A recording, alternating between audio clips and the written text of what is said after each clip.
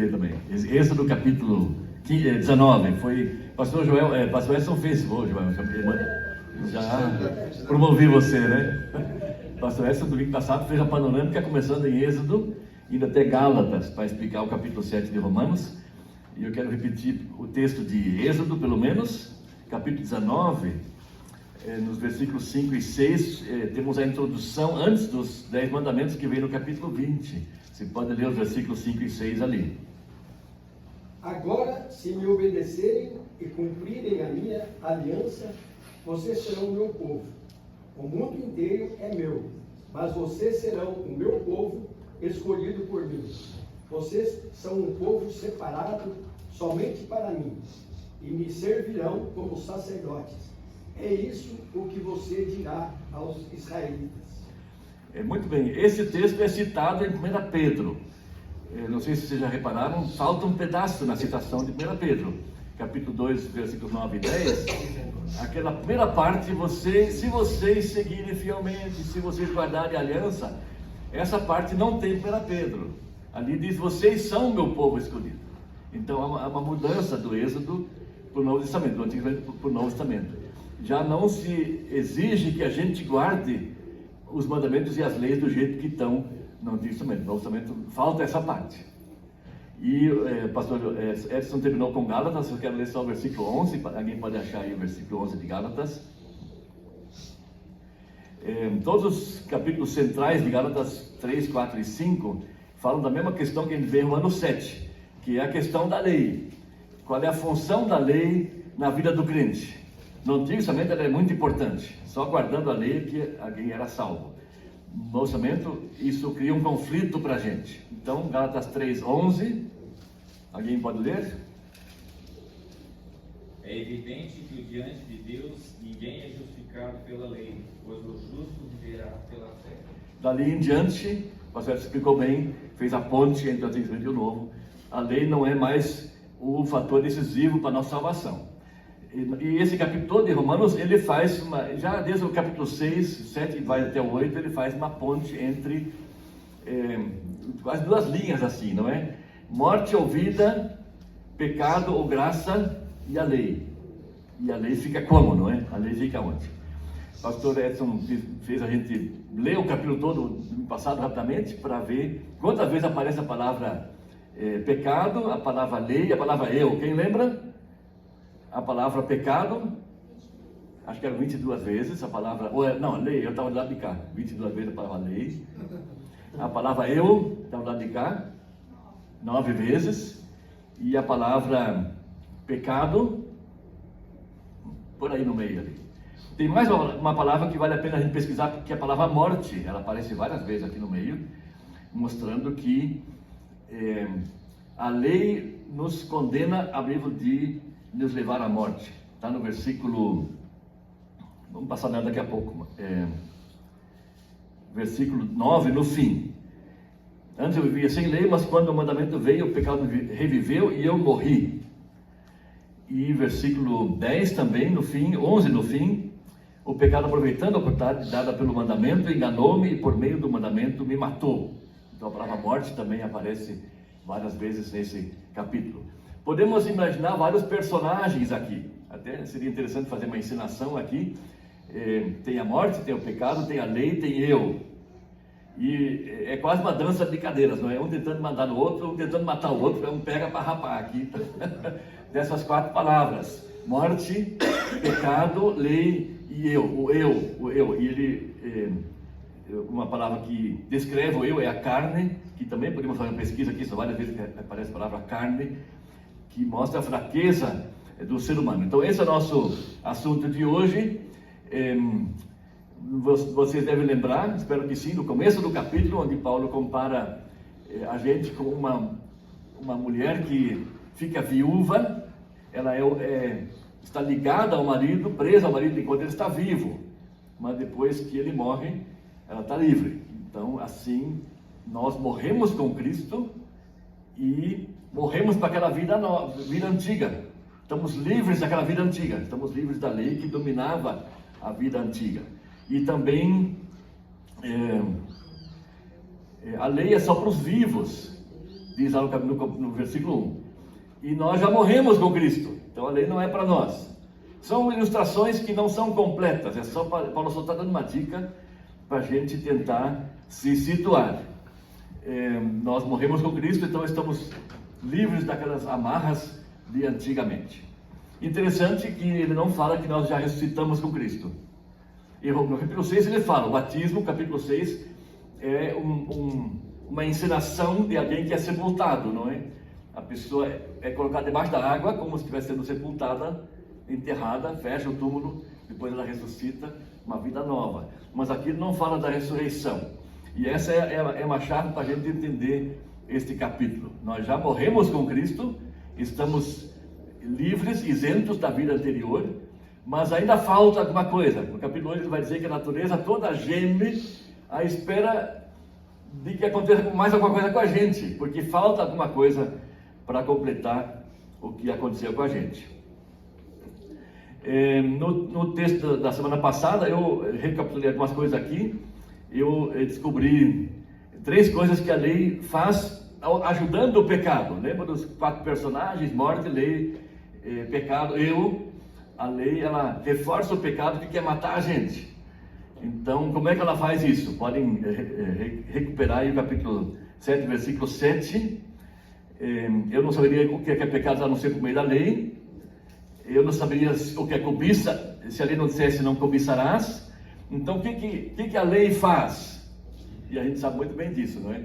A lei, a regra, a proibição desperta a vontade da gente de fazer aquilo, né? Não pode? Ah, então eu quero, não é?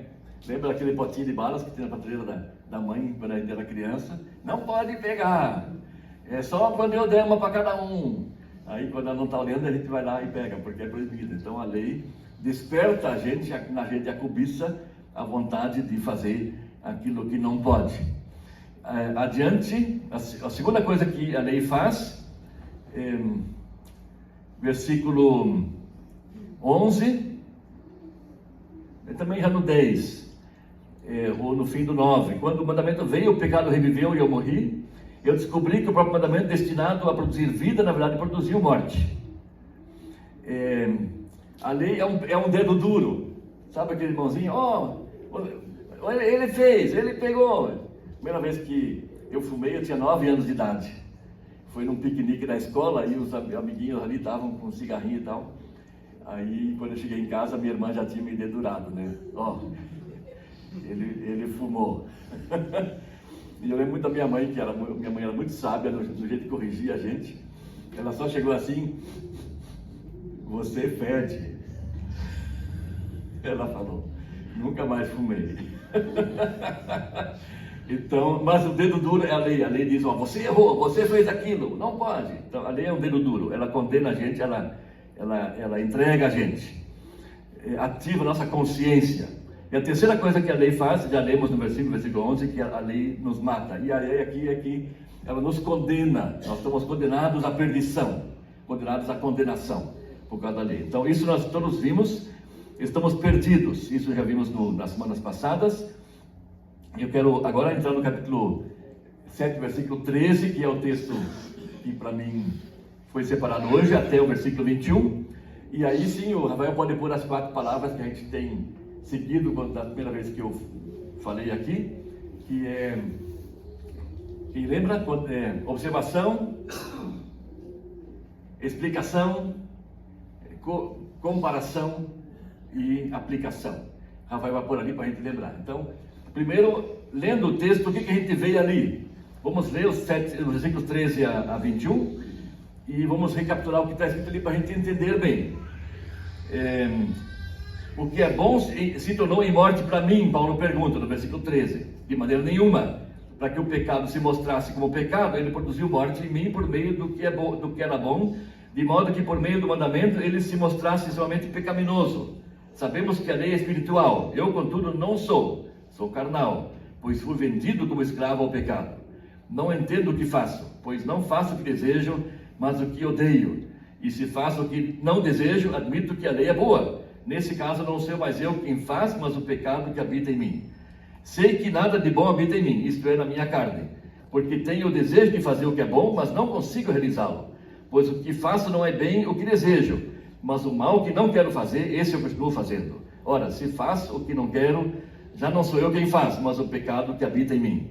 Assim, enquanto esta lei que atua em mim, quando quero fazer o bem, o mal está junto a mim. Quem se identifica com esse texto? Faz sentido para a gente? Essa é a nossa realidade no nosso dia a dia? Aquilo que a gente quer fazer, a gente não consegue, aquilo que a gente não deve fazer, a gente acaba fazendo. Então, a ideia de Paulo é essa exatamente, mostrar um conflito que há dentro de nós. Repassando rapidamente, a lei é má ou a lei é boa? Ele começa com essa pergunta. O que é bom se tornou morte em mim, afinal a lei é má ou a lei é boa?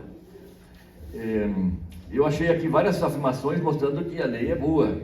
Quem é que me ajuda aí? Onde é que estão? Volta lá no texto, Rafael, 7, 13 a 21. Onde é que está escrito que a lei é boa? Verso 12, isso mesmo. A lei é santa, o mandamento é santo, justo e bom. Aonde mais?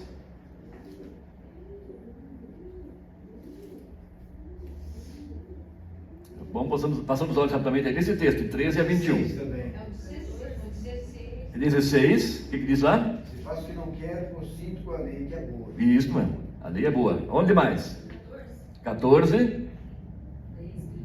A lei é espiritual, a lei é do Espírito, ela é um instrumento do Espírito. E também, se voltar para o versículo 4, ela foi dada a fim de que venhamos a dar fruto para Deus. Então a lei tem um propósito. O problema da lei é que ela é negativa, pelo menos os 10 mandamentos, e também os demais. Os judeus têm mais de 600 mandamentos que eles foram inventando, foram assim ampliando e criando para completar os 10. Os 10 são negativos. Eles começam tudo sempre com a palavra não. Não faça isso, não faça aquilo. Só tem 2 que não começam com a palavra não. Quais são? Quem lembra dos 10 mandamentos? Tem 2 que não começam com a palavra não. Teu próximo a ti mesmo? Não. Os 10 mandamentos. Amarás a Deus sobre todas as Ele começa assim: eu sou o Senhor teu Deus, não terá outros deuses diante de mim. O amarás a Deus foi Jesus que falou. E amar ao próximo foi Jesus que falou. Então, os 10 mandamentos começam, 8 começam com a palavra não, só 2 que não. Quais são? Honra teu pai e tua mãe. Isso, honrar teu pai e tua mãe. E outro? Guarda o sábado. É o quarto. E não começa com não, é para guardar o sábado. Então, tem gente que se aferra nesses 2, pelo menos num, né? Honrar pai e mãe está meio fora de moda hoje em dia. Mas guardar sábado, alguns acham que, já que esse é o único mandamento que não começa com não, é um positivo, então não tem que fazer isso para ser salvo. Se eu guardar isso, eu vou ser salvo. E aí Jesus fez um resumo para dizer que todos os mandamentos, os 600 e poucos, cabem em 2. Quais são? Amar a Deus e amar o próximo. A ideia da lei é descrever como é que Deus é. Mesmo as palavras negativas, elas mostram como é que Deus não é, ou do que Deus não gosta. Então não é que a gente despreza a lei, ela descreve como é que Deus é. Ela tenta nos mostrar como é que Deus é e o que Ele gosta, o que Ele valoriza. E ela acaba nos empurrando, com esses nãos todos, ela acaba nos empurrando em direção a Deus. Então, se eu fiz uma coisa errada, o que eu faço? Eu posso me esconder de Deus, que nem Caim, não é? Matou Abel e daí se escondeu, daí Deus foi atrás dele. Cadê o teu irmão? Ah, sou eu o guardião do meu irmão. Quer dizer, Caim estava tentando se esconder ou se eximir. Mesmo Adão, cadê você? Não é? Deus andando. Então, uma tendência é fugir de Deus, e a gente faz bastante isso. Quando a gente está com a consciência pesada, a gente evita ler a Bíblia, a gente evita orar, a gente evita vir para o culto, porque a gente se sente pressionado. A outra coisa certa a fazer é ir em direção a Deus e buscar o perdão dos pecados. Como é que fazia no Antigo Testamento? Com sacrifícios. Então, eu gosto de imaginar de manhã cedo, todos os dias de manhã cedo, aquela fila na frente do santuário, não é? Primeiro a tenda no deserto, depois o templo em Jerusalém, e de manhã cedo tinha aquela fila, cada um com algum animalzinho, ou um bezerro, né, os que não tinham mais dinheiro, ou uma pombinha, os que eram mais pobres. Então, aí o sacerdote perguntava: o que foi dessa vez? E ele tinha que confessar. o seu pecado, e daí pôr a mão sobre aquele animal e transferir o seu pecado para aquele animal. É para ensinar o povo, ensinar a gente de que o pecado custa caro. Um boizinho não é pouca coisa. Quanto custa uma roupa de boi? Não sei, mas a carne no supermercado está cara, né? Então, o pecado custa caro e no fim o acúmulo dos nossos pecados só se paga com a morte. E aí, no caso, transfere para um animal que morre em nosso lugar. E aí, não somente Jesus acabou com isso, não precisamos mais fazer isso, porque Jesus pagou pelos nossos pecados todos. Então, a lei, a função da lei é nos empurrar na direção de Deus. E por isso que ela é espiritual, diz aqui no versículo 14, porque isso é uma função espiritual que hoje é do Espírito. O Espírito em nosso coração nos empurra na direção de Deus. Aí está, o Rafael está pondo os textos aí. Muito bem, vamos nos demorar um pouco mais na primeira palavra das 4 ali, que é a observação. O que mais a gente vê nesse texto aí? De 13 até 21. O que diz lá? Romanos 7, 13 a 21. O que é bom, que a lei, não é? É boa. Se tomou morte para mim. Qual é a resposta?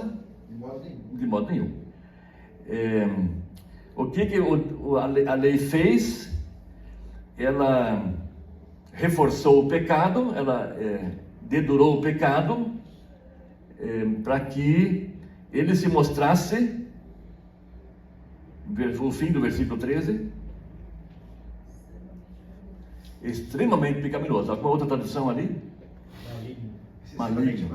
Maligno. Para mostrar como o pecado é feio, para mostrar como o pecado é mau, é ruim, é destrutivo.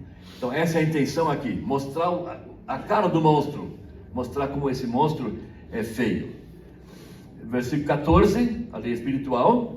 Mas eu sou carnal, essa frase é muito forte ali no versículo 14 no fim, não é? Eu fui, o quê? Vendido ao pecado. É como um escravo que é vendido, não é? Está no mercado de escravos, quem dá mais, e um deles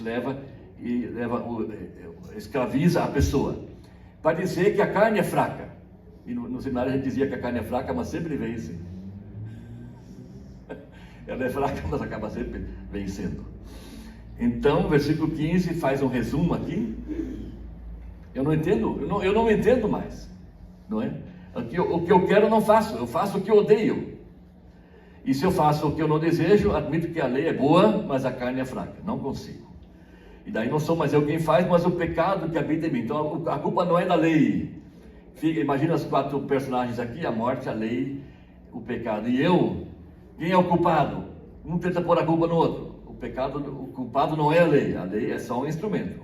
O culpado é o pecado que está em nós.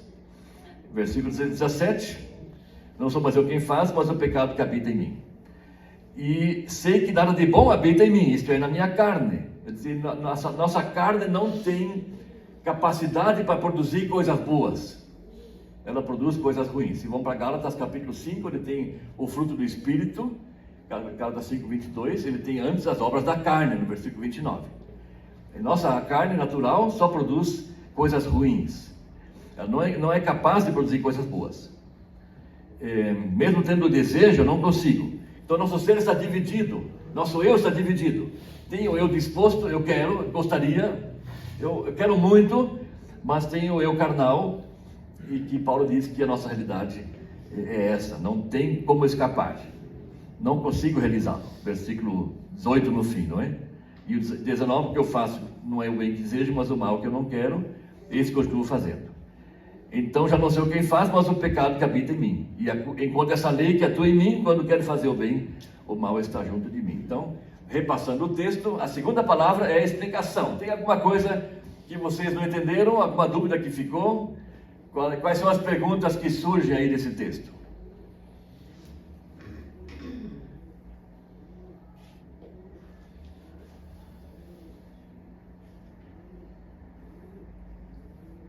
Questionamentos? Os teólogos se dividem aqui. Eles acham que esse texto se refere a antes de ser crente. E outros acham que não, refere-se agora. O que vocês acham? Não é agora.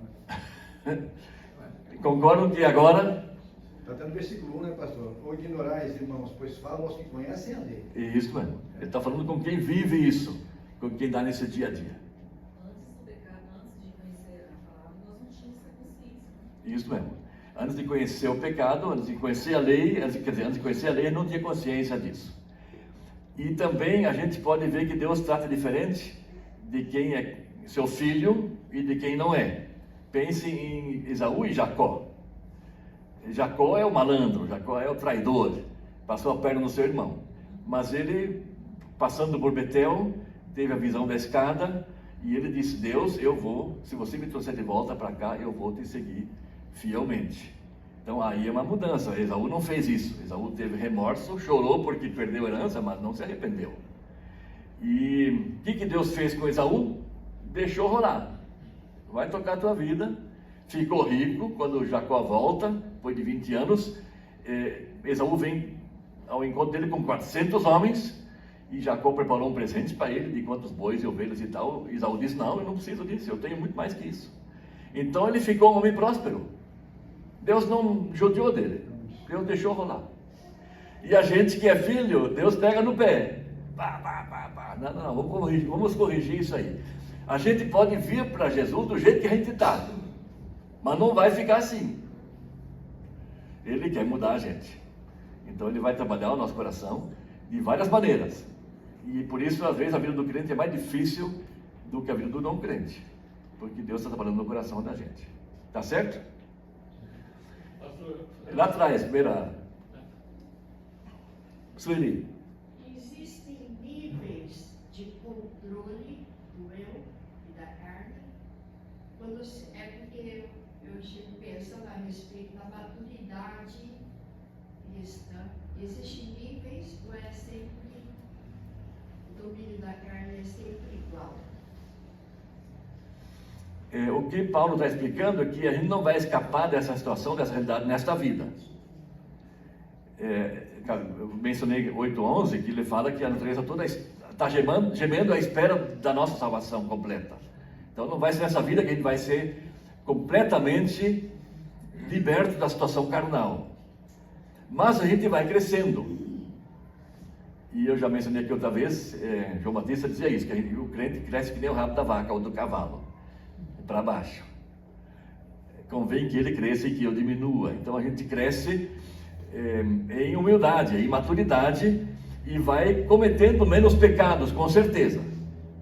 Mas continua a situação em que eu não tenho em mim, para mim fica muito importante, eu tenho repetido isso, eu não tenho em mim capacidade para produzir fruto espiritual.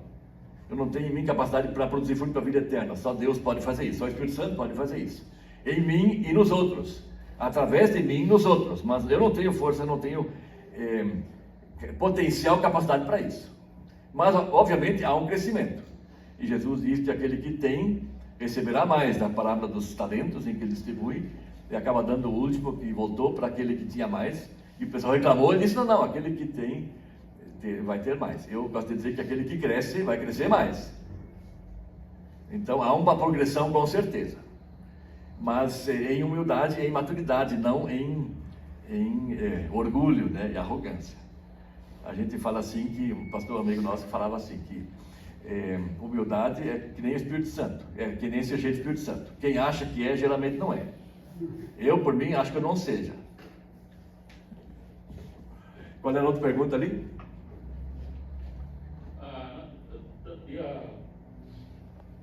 Observar o seguinte: a morte de Cristo para o crente e a morte de Cristo para o não crente. A morte de Cristo para o crente, para nós, a gente começa a avaliar o valor da morte de Cristo, a única maneira de perdão dos pecados, a única maneira de restauração de vida. Então ela é preciosa demais. Então nós podemos dizer que a morte de Cristo é nossa. O crente pode ter essa convicção Uhum. que a morte de Cristo é nossa. Uhum. É que é algo grandioso, precioso, valioso demais, que é nosso. Nós podemos dizer que é nossa. Essa Uhum. coisa tão boa é nossa. Sim. Uhum. E para o não crente, ele não tem essa convicção. Ele não tem esperança. E uma vez um ateu disse na reunião de conversa que o que ele mais admira nos cristãos? Ele disse que o que ele mais admira é que eles têm perdão dos pecados. O que desse crente não tem. Ele vive até o fim da vida com aquele peso do remorso de coisas que ele fez e que não tem conserto. Enquanto que nós temos esperança de salvação, de perdão dos pecados, porque a morte de Jesus cobriu tudo isso, apagou tudo isso, passou por cima de tudo isso. Outras perguntas que esse texto despertou aí em vocês? Questionamentos? Comentários? Pastor, a gente sabe que a luta entre a carne e o espírito é constante. Sim. A todo momento estamos lutando nesse sentido. Há essa luta, né? Quando Paulo fala assim, aquilo que eu quero fazer eu não faço, aquilo que eu não quero, aquilo que estou fazendo, né? A gente vê um pouquinho mais para frente ali, Romanos 10, 12, 13, que fala, aquele que pensa estar de pé, Isto. veja que não caia. Isto. Né? Aham.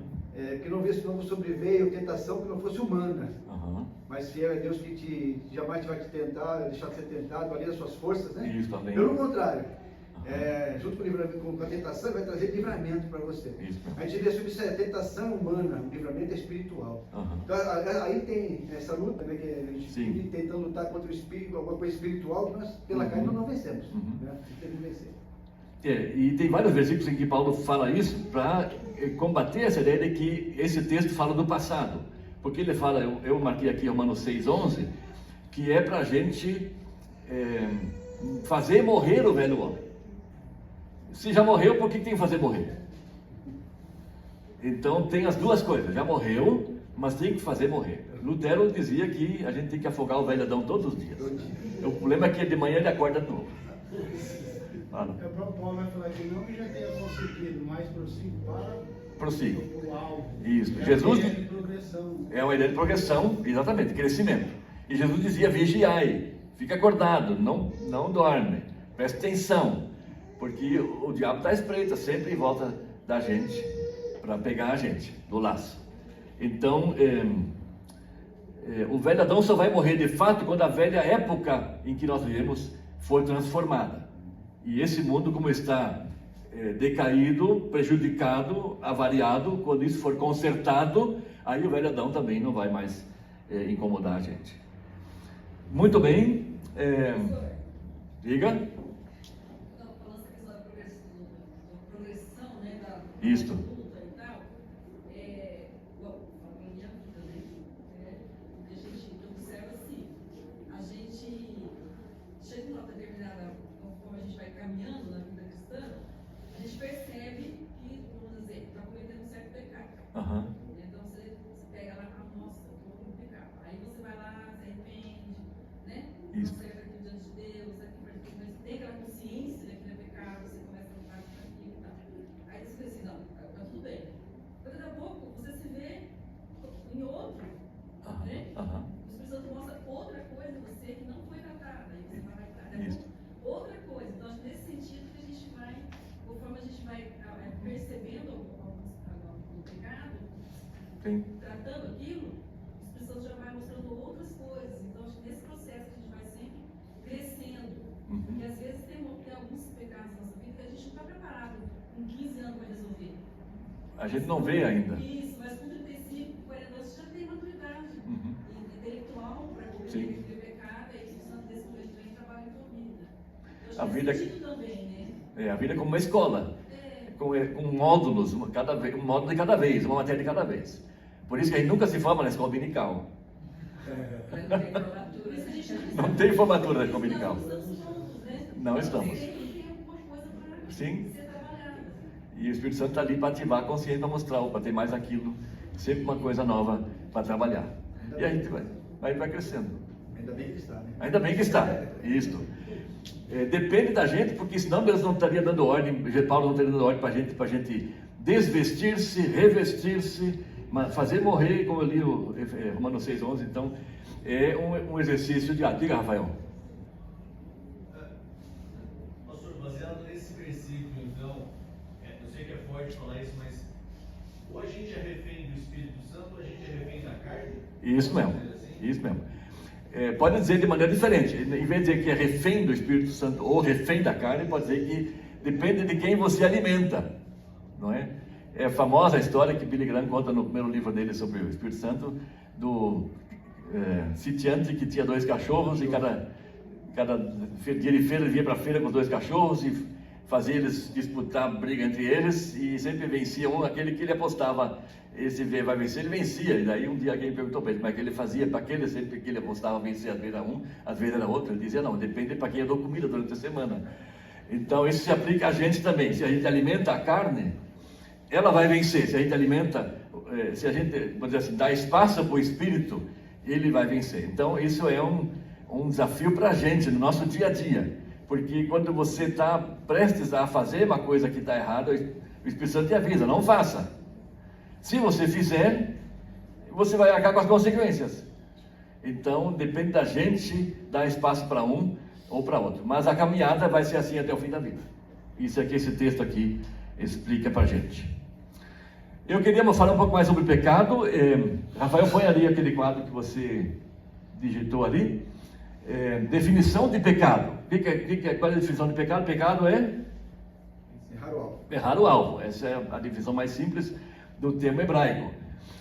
Ou então não atingir o padrão. Essa é a ideia. Tem um padrão estabelecido, você não consegue atingir o padrão.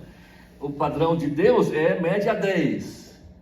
Se você uma vez tirar um 9, você nunca mais vai ter média 10. Mesmo que tire sempre 10, a média vai ser 9, 9, 9, 9, mas nunca mais vai ser 10. Então o padrão de Deus é 10. E a gente não consegue atingir o padrão. Isso é pecado. Daí, o que Jesus disse? Já mencionamos aqui, de maneira positiva, o mandamento que resume tudo é amar a Deus, em primeiro lugar, e amar o próximo do outro lado da moeda, como a si mesmo. De maneira negativa, dá para dizer isso ali, que pecado é fazer mal a alguém, inclusive a gente. Você prejudica alguém, Jesus sai da casinha. Ele fica nervoso mesmo, porque você está pondo a mão em alguém que é filho dele. E ele fica muito nervoso. Então, a ideia é que pecado é fazer mal para alguém, fazer mal a algum dos filhos. Jesus disse que se alguém fizer tropeçar um desses pequeninos, é melhor pedrar uma pedra de moinho, que é aquelas que tem um buraco no meio, de pesar uns 100 quilos e se jogar no fundo do mar. É melhor fazer isso do que arcar com o julgamento de Deus depois. Então, essa é a ideia de pecado para Jesus, fazer mal para alguém, inclusive para a gente. Se você fuma, você está fazendo mal para a gente, para você mesmo, não é? Diz que o cigarro cada cigarro tira 8 minutos da sua vida, em média, alguns dizem 12. Então, cada cigarro que você fuma, você vai viver um pouco menos do que poderia viver se não fumasse. É pecado contra si mesmo. Então, essa é a ideia de pecado de Jesus. Adiante, põe lá, Rafael. Essa frase que eu vi esses dias, uma placa de igreja. O pecado custa caro. Quem está pagando pelos seus? Vou contar uma história para vocês.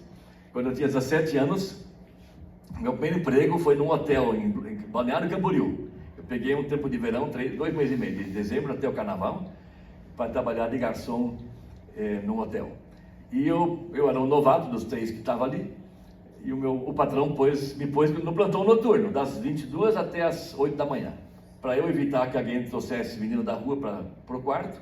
E de manhã às 6 eu tinha que ir na padaria comprar pão e pôr as mesas com frios e presunto, queijo e preparar as mesas, mais ou menos 100 pessoas cabiam no refeitório. E numa dessas manhãs estava caindo um toró assim demais, que nem esses dias lá naquele ciclone lá no Rio Grande. E o que eu fiz? Eu tinha que comprar o pão. Então, pode imaginar, na recepção do hotel, na parede estão todas as chaves dos carros dos hóspedes. O que eu fiz? Os carros ficavam num terreno baldio na frente do hotel. Então, o terreno não era do hotel, era um terreno baldio. Mas tinha uma cerca e só uma passagem, uma cerca de arame farpado, e só 2 postes assim, uma passagem. Então, eu peguei a chave de um Fusquinha zerinho, novinho, e eu fui lá, Pode imaginar o resto, não é? 17 anos, eu já sabia andar mais ou menos, não é? Mas para acertar aquela passagem na ré, na chuva, não deu. No Fusca, né? Então, eu engatei um dos postes com o para-choque. Eu tentei ir para frente, o para-choque estava engatado. Eu não conseguia mais tirar o carro dali. Daí eu fui acordar os outros dois garçons que estavam dormindo ainda. E no mundo a gente levantou aquele Fusca e pôs para o lado e saí. Aí fui comprar o pão, voltei e pus o Fusca no lugar. Mas ele estava com o para-choque amassado e um pouco da lataria também. E estava todo sujo de barro por dentro. Porque a madeira era de barro, era de terra. E eu pus a chave de volta no lugar e o meu expediente acabou e fui dormir. Quando lá pelas 10 o jovenzinho que tinha ganho aquele carro porque passou no vestibular, ele levantou e o carro estava sujo e estava amassado. E ele foi brigar com o patrão disse, olha, o terreno da frente não é do hotel, eu não sou responsável. E o rapaz foi embora muito bravo. E aí vem essa pergunta, o pecado custa caro, quem está pagando pelos seus? No meu caso ali, o pai do rapaz teve que pagar pelo Fusquinha, não é? O pecado que eu cometi, alguém pagou. Às vezes a gente arca com as consequências dos nossos pecados, às vezes outros arcam com as consequências dos nossos pecados. Então isso aí é para a gente ver a cara do monstro, como o pecado faz mal, como o pecado é destrutivo, como o pecado mata, não é? Como Paulo fala aqui, o pecado mata. Então, uma outra figura que me vem à mente, nós estamos livres da lei, a gente viu aqui, a lei já era, a lei já passou. Nós só temos que nos preocupar, na frase anterior aqui, de não fazer mal para os outros, e para mim mesmo, só isso. Mas, eu imagino assim, nós éramos um leão feroz, antes de encontrar com Jesus. E Jesus nos salvou e nos tirou a ferocidade. Não sou mais um leão feroz, agora eu sou um leão manso. Eu vou andando pela rua até que eu encontro uma vitrine de uma loja e eu vejo, opa, eu sou um leão. Eu devia estar atrás das grades. E a gente acaba criando grades para si mesmo. Então eu falei do fumo antes. Proibido fumar. É uma regra na igreja, ou de quem quer que seja. Ou então, proibido dançar. Proibido jogar carta. E sei lá, o que mais? O nosso pastor de nossa juventude dizia que se não fumar, não beber, não jogar carta, não dançar, faz o crente, meu cachorro também é crente. Não bebe, não fuma, não joga, não dança. Então, mas a gente acaba criando um monte de regrinhas para nós mesmos, nos pondo de volta na jaula. E esse não é o caminho da salvação. O caminho fica para o domingo que vem, porque está na continuação do texto, começo do capítulo 8. Só vou dar um spoiler aqui, não é? Mas o caminho não é por ali. Nós moramos 4 anos e pouco em Gramado, fui pastor de uma igreja lá, e tinha uma irmã da igreja que todo domingo vinha, pastor, meu marido, ela brigava com o marido todos os dias, porque ele gostava de jogar carta. Pode imaginar o frio do Rio Grande, esse frio que deu esses 2 dias aí, fogão a lenha na cozinha, ele juntava 3, 4 amigos no sábado à tarde, e jogavam carta assim, 5 a rodada, cada um põe 5 na mesa, e vai jogando e tal, e ela ficava com raiva daquilo. E eu dizia, minha irmã, não é brigando com o teu marido que ele vai parar de jogar carta, você tem que achar outro caminho. Começa a orar para ele perder o gosto de fazer isso, para perder a graça, para não ter mais vontade. E para de brigar com ele. Então ela parou de brigar com ele e começou a orar para ele perder o prazer do jogo. E ela, daí um domingo desse ela veio e disse, pastor, ontem à tarde, você não imagina, aquela garoa de Gramado, aquele frio de geada de manhã, eles em volta do fogão a lenha. E de repente meu marido falou assim, essa é a última rodada. E jogaram até o fim aquela rodada, daí ele abriu a portinha do fogão a lenha e jogou as cartas todas dentro do fogão. Então esse é o caminho, na força do Espírito, não na nossa. Não na força, na briga, no conflito, mas na força do Espírito é que a gente vai vencer a carne. Então, o spoiler está aí, o resto da resposta vem do bem que vem. Aplicação, é a quarta palavra do nosso roteiro, está na frente, Rafael pode pôr lá. O que a gente leva para casa hoje? O que aprendemos hoje? O que foi importante para você?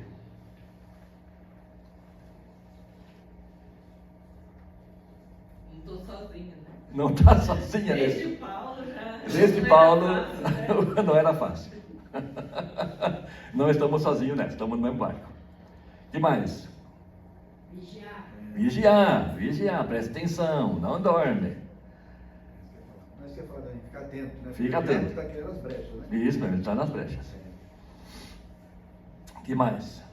Olhar sempre aquilo que foi feito na cruz por nós. Isto. Não perder a referência. Não perde o foco, não perde a referência. Lembrando que Jesus fez por nós na cruz. Ter isso em mente todos os dias. Uma prática necessária: fugir do pecado. Isto é. Tem o texto que diz, 1 Pedro, acho que diz que resistir ao diabo, ele fugirá de vós. Mas lá em 1 Timóteo, quando vem as paixões da carne, Paulo diz: fuja, faça que nem José, nem que a capa fique. Nem que a capa fique, fuja pelado, se for o caso, mas fuja. Você não vai conseguir resistir às tentações da carne, se você ficar no lugar.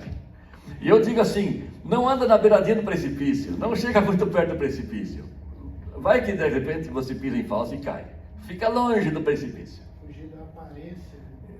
Fuge da aparência do mal. Nem coisas que podem dar margem de suspeita, não é? O que mais aprendemos?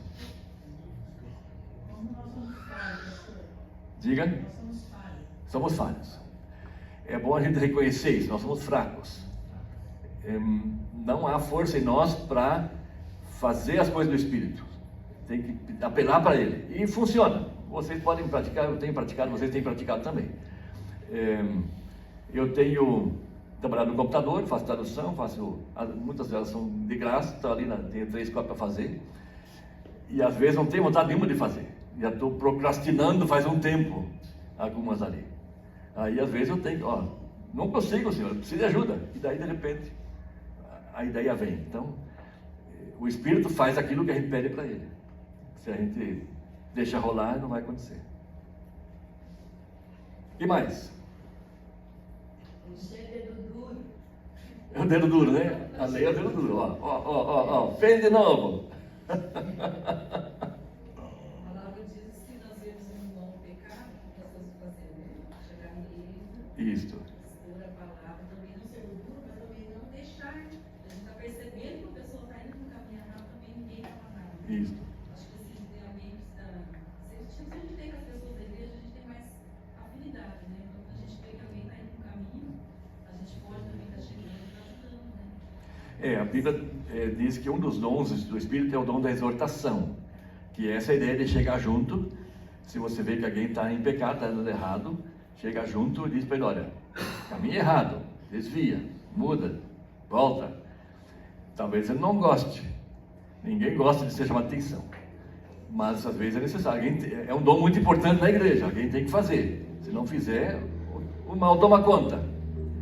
Não que nós sejamos melhor que ninguém, não somos arrogantes para dizer eu sou melhor que você ou te dar conselho, não. Mas eu vi, não faça. O caminho por aí vai dar ruim. Não por força nem por violência. Isto, Zacarias 4:6, por ali. Não por força, mas pelo Espírito. Não por força nem por violência. Eu acho que por outro lado também, pastor, a gente, às vezes, conversando de nós somos falhos, nós somos fracos, nós cometemos, né? Pecado, às vezes, eu já tive momentos assim, né? De ficar também sem medo de culpa, né? Aham. De não conseguir Isso. se livrar do Aham. pecado, né? De não conseguir vencer, saber que está errado, você não consegue, então você fica naquela culpa e tal. Então, isso é uma coisa que acho que a gente precisa ter sempre em mente, né? Aham. Cristo, né, pagou pelo meu pecado. Isto. Né? E esse pecado, essa natureza pecaminosa, pecadora, nasceu em mim. Então, faz parte do meu DNA, Sim. do nosso DNA. Mas Cristo já pagou por essa natureza pecaminosa. Uhum. E essa natureza pecaminosa que produz esses pecados. Uhum. Tem até um livro que se chama Pecado nascido original, pecados, né? Sim. Que é o fruto da natureza pecaminosa. Aham. E são coisas diferentes, né? São. Então, ter essa consciência de que nós somos perdoados, Uhum. né? E que nós estamos no processo. E ter essa consciência e fazer tudo que for possível para nós. Uhum. Né? Ler a palavra, orar, vigiar, tudo que for possível para nós. Mas ter essa consciência de que Cristo nos perdoou. E que quando nós estivermos prontos Pode tirar ter. essa vontade, gostoso. Tirar essa vontade. Tirar isso, ele vai fazer, a gente Isso. não consegue fazer. Pode ter escrevido no papelzinho, já fui perdoado, colo na parede, em algum Pela lugar, fé, né? pela fé, Pela fé. já fomos perdoados, Cristo morreu por nós. O que também pode ajudar, às vezes, é pedir ajuda de alguém, para orar conosco, para nos apoiar. Nosso filho, quando faleceu, o mais novo, o maior amigo dele veio para dar o testemunho no culto do funeral. O amigo dele veio e disse: olha, eu tinha um pacto com ele, nós dois com namorada, de que nós dois íamos apoiar um ao outro para podermos ser, como é que diz, para poder esperar até o casamento. Um vai apoiar o outro para esperarmos até o casamento, nós dois. E achei muito bonito isso. Um sozinho às vezes não consegue superar a fraqueza da carne, mas com o apoio do outro, compartilhando, contando a aflição que está no coração, às vezes consegue uma ajuda maior. Às vezes não, consegue mesmo. Muito bem, este é o capítulo 7. Quem for continuar, domingo que vem não vou estar aqui, mas quem for continuar, o spoiler já foi dado, mas a resposta, que no versículo 24, ele ainda pergunta assim: quem vai me livrar desse corpo de morte? E aí vem a resposta no próprio 25 e no capítulo 8, no começo, um resumo de 1 a 4, do que vimos até aqui, e depois o capítulo 8 todo, como o pastor Edson falou domingo passado, esse agora é bênção, não é? Só fala do Espírito. Amém? Vamos orar juntos ainda? Pai Celestial, queremos agradecer porque nós podemos nos colocar em Teus braços como Teus filhos, saber que nos amas, que cuidas de nós, que tens o nosso maior bem em mente, o nosso maior interesse é o Teu interesse, e pedimos que nos ajudes a vencer as tentações da carne, a superar as armadilhas que ela coloca em nosso caminho, para que nós possamos viver melhor e ser bênção para outros. Nós pedimos e agradecemos em nome de Jesus. Amém.